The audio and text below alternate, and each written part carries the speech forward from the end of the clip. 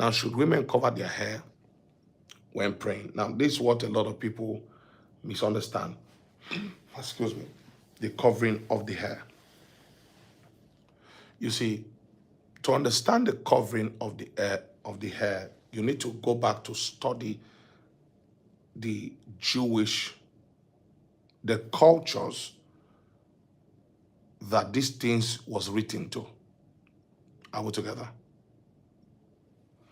For example, Paul said something. He said, doesn't nature teach you that any man who has full hair is dishonoring himself or is ashamed to himself? I'm just paraphrasing. That was because of the culture he was speaking to. Now, the Jewish culture is not against full hair.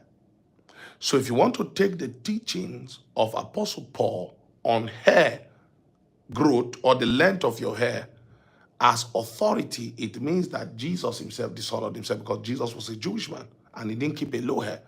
Jewish people don't even trim this side of their hair because it's in their commandment not to barb this part of their hair. In fact, if you study, you discover that it was believed that Balaam, the false prophet, shaved this part of his hair. So a Jewish person rarely cuts his hair. And if a Jewish person would ever cut any part of his hair, he will never cut this part. So you always see this part of Jewish people, the hair is always long here. It's always long here. Number two, Jewish people don't shave their beards. Altogether. The Orthodox Jew, they don't shave their beards. They don't do that. It is symbolic to them. But if you look at ancient Roman statues, and if you study ancient Roman culture, you discover that their men shaved their beards. They believe in a clean haircut and a shaved beard. Altogether. Altogether. You see? So when Paul was speaking about men keeping long hair, he was speaking to a particular type of culture. And he was not saying that as a command for all the church to practice. Secondly, in Jewish culture, they believe that the hair is part of the beauty of a woman. In fact, if you study carefully, you will discover that they believe that the fallen angels, part of the things that seduced the angels that fell, were the hair of the women. The hair was so beautiful that the angels began to lust after them. So, the average Jewish woman, when she gets married, she only reveals her hair to her husband. You can go and study about it. So, a married Jewish woman will put on wig in public, or will put on a veil on her hair, because her hair is only to be seen by her husband. Why? The hair was also part of the symbolism of beauty for them. So it was something you only show to your husband. It was something that your husband alone was worthy of seeing. No other person apart from your husband should see your hair. So they put on a wig. Now, that culture is not our culture. This is why it's important to separate the culture from the things that are of the spirit. Altogether. Altogether. So, the Jewish women, when the Jewish married women, when they went to temples, they would cover their hair, because their hair was for their husband to see. So when he spoke to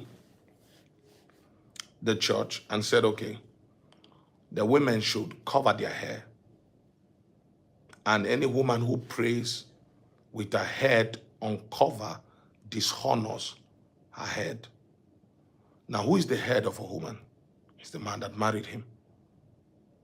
Number two, he said this hair should be covered because of the angels. And the question is, what does my uncovered hair has to do with the angels?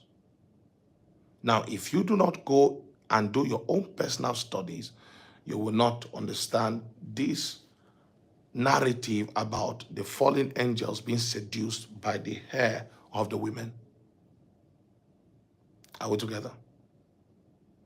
So now that's a narrative that existed around those Jewish people. Are we together? But for us, we believe that, first of all, the laws that was given to the Gentiles when the authorities in Jerusalem was writing to the Gentiles did not include whether you must cover your hair or not, first of all. They told us to abstain from idolatry, sexual immoralities, do not eat anything that has, do not eat blood. They give us what is called a Noahic law. If you do your study, you will discover that the laws that was given to the Gentiles were the things that were called the Noahic laws. The basic Noahic laws they gave us. Okay, if they can do all these things, then they are fine. All together. So we don't hold Christian women accountable because they prayed and their hair was not covered. However, we encourage Christian women to cover their hair because it is a sign of modesty. Number two, we do not grade Christian women by anointing. We grade them by virtue. And so a Christian woman should be virtuous, modest, not be heavy in makeup and heavy. You know, no matter how you try to spiritualize it, if you are heavy in makeup, it's actually a revelation of your carnality. I won't lie to you. It may hit some of you hard, but that's the truth. I see some women, prophetess and prophets and preachers who preach, you see the heavy makeup. Sir, is actually a revelation of your carnality. Simple and short. We do not weigh you by anointing, we weigh you by virtue and modesty. Modesty is important. Modesty is important. Virtue, your virtue is your anointing.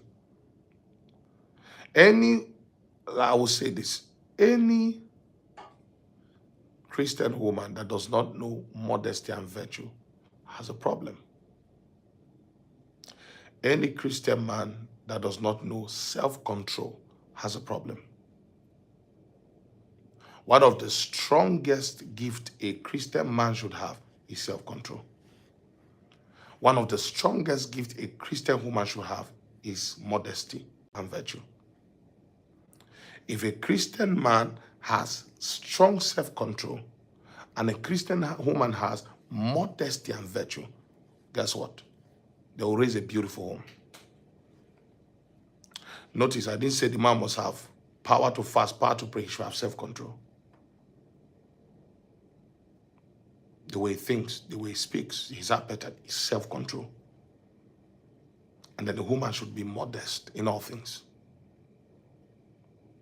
Not a brawler, not a loud woman. Are we together? No, but that's just... Hello, thank you for watching the video, and I hope it was a great asset to you. And I hope it was also very useful time.